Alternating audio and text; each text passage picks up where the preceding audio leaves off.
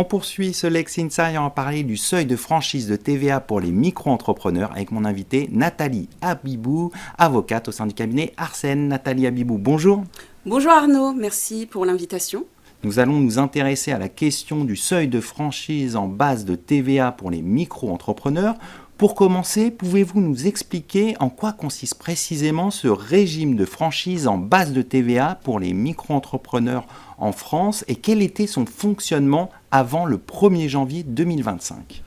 Alors, très bon point effectivement de commencer par l'origine et le fondement. Donc ce régime de franchise en base est un régime qui existe au sein de l'Union européenne et plus particulièrement en France. Ce régime est destiné aux entreprises, à la fois des micro-entrepreneurs ou des auto-entrepreneurs, qui permet en dessous d'un certain seuil de chiffre d'affaires, notamment 85 000 euros pour les biens, la restauration, l'hébergement ou 37 500 euros pour les services, de ne pas appliquer la TVA, c'est-à-dire de ne pas facturer la TVA aux consommateurs et de ne pas avoir à déposer des déclarations de TVA subséquentes.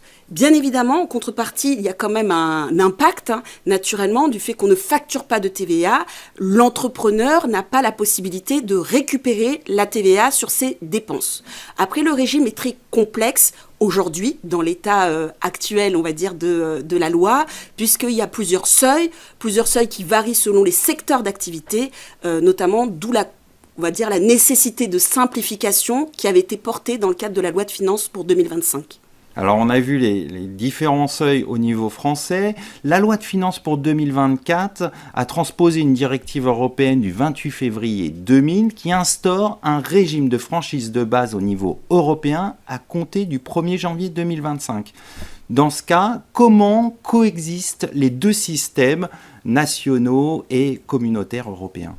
Alors, effectivement, sur cette réforme qui est issue d'une directive du 28 février 2020, qui a été transposée, comme vous l'avez indiqué, dans la loi de finances pour 2024, on a un régime qui va permettre à des entrepreneurs qui ne sont pas implantés dans le pays dans lequel ils vont réaliser des services ou des livraisons de biens, de bénéficier de la franchise. Ce qui est une révolution, puisque avant, un entrepreneur qui n'était pas établi dans le pays ne pouvait pas bénéficier du régime de franchise en base qui était réservé aux sociétés établies dans le pays où on réalise les activités. Donc, désormais, il y a un double plafond pour pouvoir bénéficier de la franchise en base dans un autre État membre de l'Union européenne, à la fois un plafond global de chiffre d'affaires de 100 000 euros au global dans les États membres de l'Union européenne et la nécessité de respecter une deuxième condition, c'est-à-dire le respect des seuils en national, notamment de la franchise en base. Je vais prendre un exemple très concret. Par exemple, une entreprise française qui n'est pas établie en Belgique, mais qui souhaite réaliser des opérations en Belgique et de bénéficier de la franchise en base, ça sera possible, même sans être implanté physiquement en Belgique et inversement. Donc c'est quand même une révolution au niveau européen. Et c'est peut-être ça qui avait motivé aussi, à travers la loi de finances pour 2025, de réduire, abaisser le seuil de la franchise en base en national en France. Alors justement, on va revenir sur cette loi de finances 2025 qui donc abaisse les seuils de franchise en base de TVA pour les micro-entrepreneurs. Qu'est-ce qui a motivé le gouvernement à abaisser ces seuils ? Alors, il y avait deux motivations, en tout cas qu'on peut entendre. Il y avait le fait potentiellement que l'abaissement était nécessaire pour endiguer des distorsions de concurrence interne, donc vraiment de se dire qu'il y avait une différence de traitement potentiel entre les bénéficiaires de la franchise en base de TVA et les non-bénéficiaires de la franchise en base de TVA.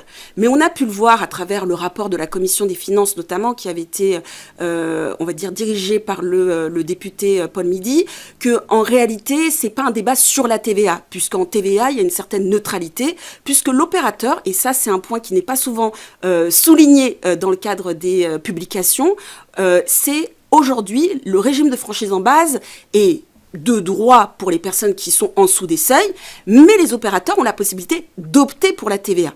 Et ça, c'est important de le rappeler, qu'il y a une possibilité d'opter pour la TVA et de rentrer dans le régime de droit commun.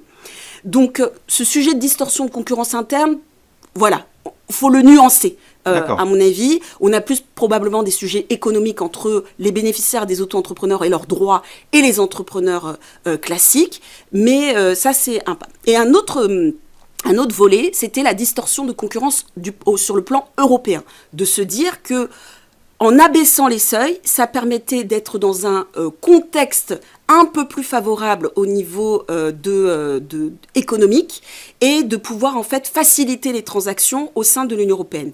Là encore, je pense que ça vaut pour des secteurs comme le bâtiment, peut-être, parce qu'il y a beaucoup de moyens qui sont sollicités et peut-être un déplacement au titre de la libre prestation de services. C'est un peu moins vrai pour des services à la personne. Donc on voit que cet abaissement des seuils a suscité un certain nombre de critiques. Les conséquences économiques et sociales, quelles sont-elles ? Alors, bon, je ne suis pas spécialiste, on va dire, économique ou sociale, mais on voit à travers la TVA les conséquences assez immédiates. D'un point de vue économique, l'opérateur n'aura pas d'autre choix que sur ces deux volets, c'est soit d'augmenter les prix, mais on est en train de dire que sur une base de TVA au taux normal de 20%, ça fait augmenter les prix de 20%. Donc, on aura des opérateurs qui vont probablement, en optant pour ce choix, d'avoir des difficultés d'augmenter les prix dans un contexte un peu inflationniste, donc un impact chez les clients et de perte potentielle de clients. Et on a par ailleurs aussi le risque de se dire je ne vais pas impacter les clients et le prix que je pratique, mais plutôt je vais rogner en fait sur ma marge. Mais là aussi, ça peut rompre les équilibres d'un business plan. Et d'un point de vue social, on tire mécaniquement en fait de cet effet, on n'a plus l'équilibre, on va dire, d'un business plan et donc des risques de fin d'activité notamment. Alors, face à ces critiques, le gouvernement a décidé de suspendre la réforme et il a annoncé une réforme plus équilibrée dans le cadre du projet de loi de finances 2026. Concrètement, quels seront les seuils effectivement applicables au 1er janvier 2026 ? Alors, je n'ai pas de boule de cristal parce que tout est en cours de discussion. On a effectivement, jusqu'au 31 décembre 2025, on a la possibilité d'appliquer les anciens seuils avant l'adoption de la loi de finances qui devait s'appliquer au 1er mars 2025. Il est probable, dans le cadre des discussions, et notamment en attendant la concertation, qu'on ait des seuils, on va dire un abaissement probable sur des secteurs pour lesquels il y a effectivement une forte concurrence, en tout cas pour éviter des distorsions de concurrence, d'avoir un abaissement. On évoquait le bâtiment, par exemple, et de maintenir, on va dire, les seuils actuels pour d'autres secteurs d'activité comme le médical, on l'avait évoqué, ou le service à la personne notamment, qui permettrait. Et peut-être une remarque un peu conclusive, exactement conclusive, c'est qu'aujourd'hui, il faut garder en mémoire que chaque État membre est libre du seuil qu'il applique. Aujourd'hui, on a une vague de seuils, notamment quand on prend l'Allemagne ou la Belgique, où on est entre 20 000 et 25 000 euros, alors que les pays du Sud, l'Espagne et l'Italie, sont proches du système ancien français. Ce sera le mot de conclusion. Merci Nathalie Abibou. Je rappelle que vous êtes associée au sein du cabinet Arsène. Merci beaucoup Arnaud. Tout de suite, l'émission continue. On va parler du développement des soft skills chez les professionnels du droit.